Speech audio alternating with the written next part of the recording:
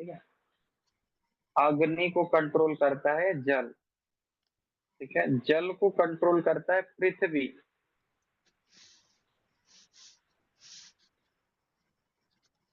क्या मैंने बोला? अग्नि को कंट्रोल करता है जल, जल को कंट्रोल करता है पृथ्वी, पृथ्वी को कंट्रोल करता है वायु, वायु को कंट्रोल करता है। वायु को कंट्रोल करता है आकाश, और आकाश को कंट्रोल करता है अग्नि, और अग्नि को कंट्रोल करता है जल। समझिएगा, जैसे ही हमने बोला कि अग्नि को कंट्रोल करता है जल, यानी अग्नि अगर बढ़ेगी तो जल घटेगा, सीधी सीधी बात। ठीक है। अग्नि बढ़ेगी तो जल घटेगा, और अग्नि घटेगी तो जल बढ़ेगा। समझ में आया? भाई आग अगर भड़क रहा है तो वहां पे जल की मात्रा कम है, जल को जला के भस्म कर देगा, हटा देगा। और जल अगर ज्यादा हो जाए तो आग कम हो जाएगी। ठीक। तो अब शरीर में आ जाइए, अगर किसी के शरीर में जल बहुत ज्यादा बढ़ गया तो अग्नि कम होने लगेगा, मंद अग्नि होने लगेगा, तो खाना सही से नहीं पचेगा, उल्टी उल्टी मालूम देगा। समझ में आ रहा है? इसीलिए बोलते हैं खाना खाते समय जल नहीं पीना चाहिए। पीना चाहिए किनको? जिनका पित्त प्रकृति है, वो भी खाने के बीच बीच में एक घूंट दो घूंट। समझ में आ रहा है?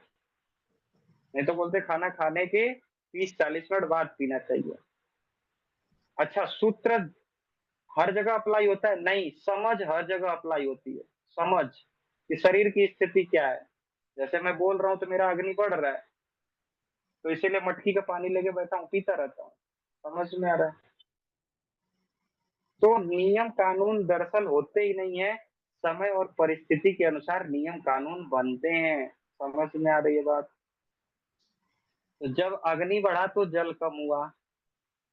अच्छा, जब जल कम होगा तो सीधी सीधी बात है अग्नि बढ़ेगा। तो जब किसी के शरीर में जलन ज्यादा हो रही है तो क्या बढ़ा है? अग्नि बढ़ा है। यानी उसको अग्नि वाली चीजें तुरंत बंद कर देना है, मसाला, तीखा, लाल मिर्च, गुस्सा करना, चिल्लाना, मोबाइल ज्यादा देखना। मोबाइल तो स्क्रीन टाइम कम ही कर देना चाहिए जिसको जलन हो रहा है। समझ में आ रहा है? क्या ले सकता है?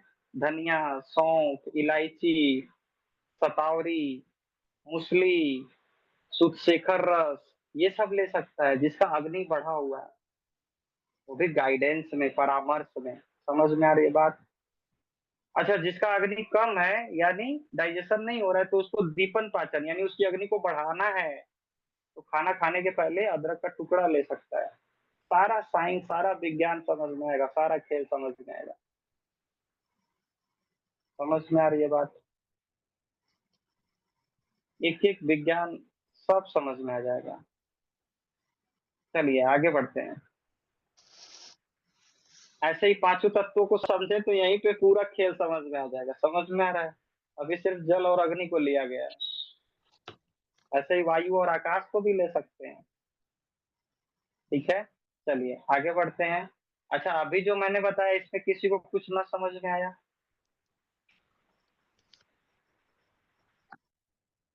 भैया चलो अग्नि आगे बढ़ते कितना प्रतिशत होता है? हैं। अग्नि 4% होता है। ठीक है। ठीक है। भैया चार आपने ये परसेंट बताया अग्नि बढ़ेगी तो जल घटेगा और अग्नि घटेगी तो जल बढ़ेगा, ये है ना? हाँ, सीधी सीधी बात है ठीक है। कि अगर बारिश होती है तो क्या होता है? बारिश होती है, कहीं भैया कहीं आपने ये आपको हाँ बोलिए ना। हैंड रेज करके पूछिए, हैंड रेज करके। हाँ बोलिए, बोलिए सीमा दीदी।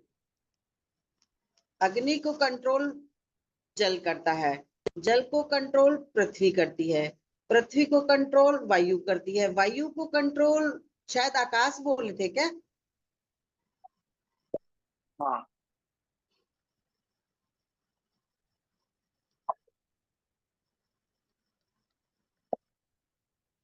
अभी मैं क्या कर रहा हूँ?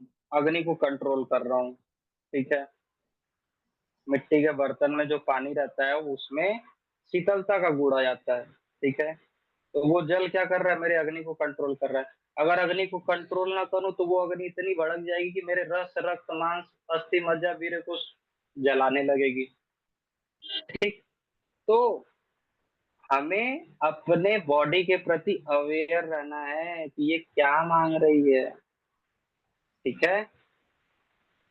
हाँ, ये एक तरीके का सुराही है। इसको देखने के बाद लगता है जैसे लोग मदिरा पीते थे ना, तो ऐसा ही कुछ साइज होता था।